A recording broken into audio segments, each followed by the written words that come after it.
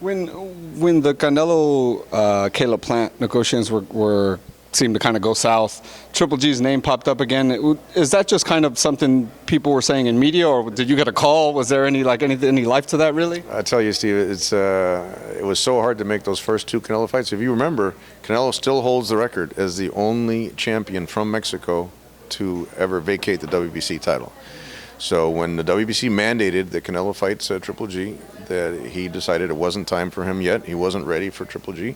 And so after that, after he wasn't mandated to fight him, it was really hard to put that deal together. We managed to figure out a way to make it work because HBO knew on pay-per-view that would be Canelo's biggest payday against Triple G. We had the third highest gate in Nevada history, or actually in boxing history, the third highest gate with the Triple G and Canelo won, and did over 1 million pay-per-view buys on both those fights. So if you're asking why that third fight hasn't happened yet, it's not because of the Triple G side. There was a small time frame where it looked like, if the Caleb Plant fight wasn't going to happen, maybe we could do that third fight, but it just wasn't a realistic time frame. And we knew they were kind of putting that out there, but like I said, it was such a difficult negotiation, the first two fights, that hopefully the third fight will happen next year.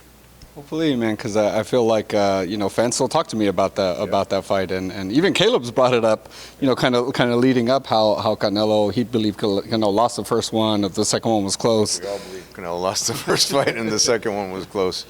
Yeah. What do you think about that fight of Canelo versus Plant? How does that play out, do you think? It's a good fight. You got to give Caleb respect. Where Canelo's at right now, he's definitely elevated his game since those first couple Triple G fights. I mean, it's hard to see Canelo not losing at that 168-pound division unless he fights Triple G. But I think it's a great fight. I'm looking forward to tuning into that fight. I have a lot of respect for Caleb Plant. I just think where Canelo's at his stage of the career right now, he's got a little bit too much right now. Going on.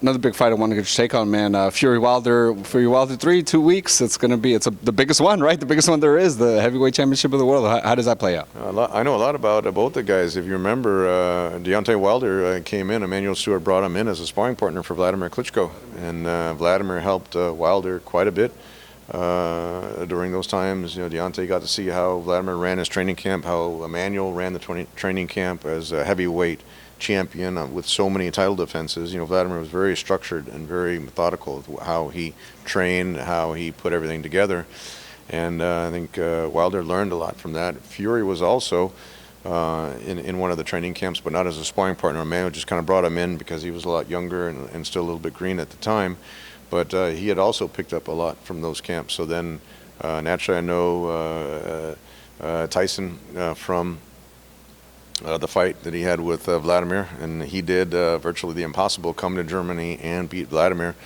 in Germany, took those titles. Unfortunately, we couldn't do the rematch because Vladimir really wanted the rematch at the time. Tyson kind of went off the rails. It's pretty well documented after he won that title. So Vladimir never got his rematch. But look what Tyson Fury's doing now, fighting Wilder twice and stopping him in that second fight. A lot of people looking forward to that third fight. I'm looking forward to that third fight. I'm excited. I think where Fury's at right now, he's got also a little bit too much where, he's very confident and very unorthodox style, very fast hands, moves around a lot deceptively, his footwork, his hand speed for being such a tall guy with the long reach and everything. And you saw with that first fight getting off the canvas, he can take a great punch. So I really like where Fury's at right now. Into that one, yeah, that's going to be a good one. A big one we just got announced yesterday. Finally, the PBCs they're crossing the street. Crawford's fighting Porter. It's finally happening in late November. How does that play out, man? It's been a while. We wanted to see Crawford in the mix with these guys for a minute now. Yeah, it's it's really the end of this year or the later part of this year is really producing some great quality fights. So that's another one. That's a tremendous fight. I love Sean Porter. I met him a few times with the commentary that he's doing. I think he does a tremendous job with the commentary. Obviously a tremendous fighter.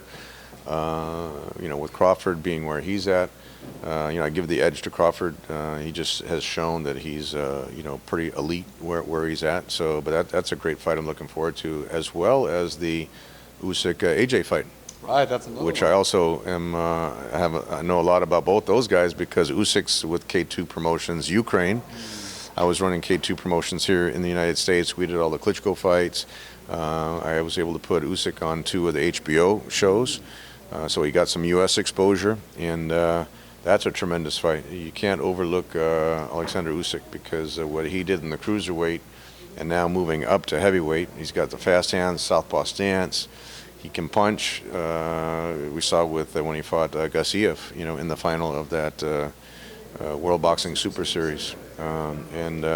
Don't underestimate Usyk. I wouldn't be surprised if you see an upset with Usyk winning that fight. Although you got a lot of respect for AJ, what he did with Vladimir at the sold-out Wembley Stadium, but I wouldn't be surprised if Usyk pulls the upset on that fight. I was going to say, I mean, Joshua obviously only lost with Andrew Ruiz, bit different structure and everything, but is like a smaller guy, you know what I mean? Yeah, like, yeah. So that's interesting. That I think you're one of the first people to come on record to really kind of give Usyk. I mean, everyone says, oh, Usyk's a good fighter, but AJ's kind of too big, too strong. But you can definitely see an upset with that one, huh?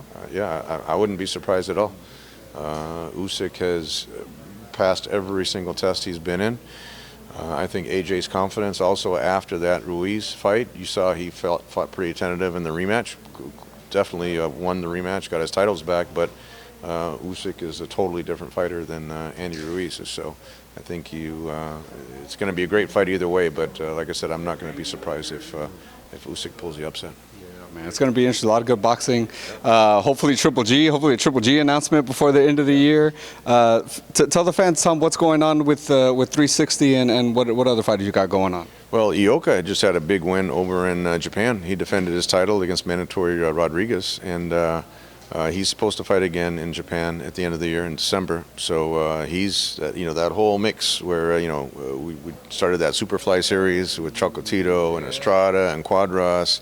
Ioka, we had Inoue on one of the shows. The only time I talked to Inoue. Yeah, see, there you go. So we're proud of that heritage and the history we were able to build with the Superfly division, and we really have some high expectations for what Ioka can do with that. And I love Chocolatito. Estrada had been on every one of those Superfly series, and that continues to be a red hot division. Definitely.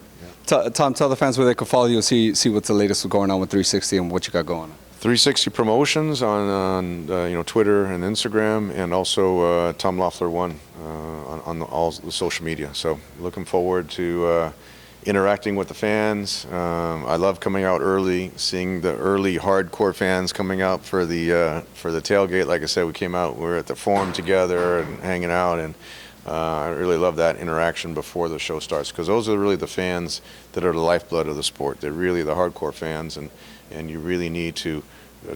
We like to treat the fans special that come out or that watch the fight. We want to put on a first-class production. You saw they're setting up over there.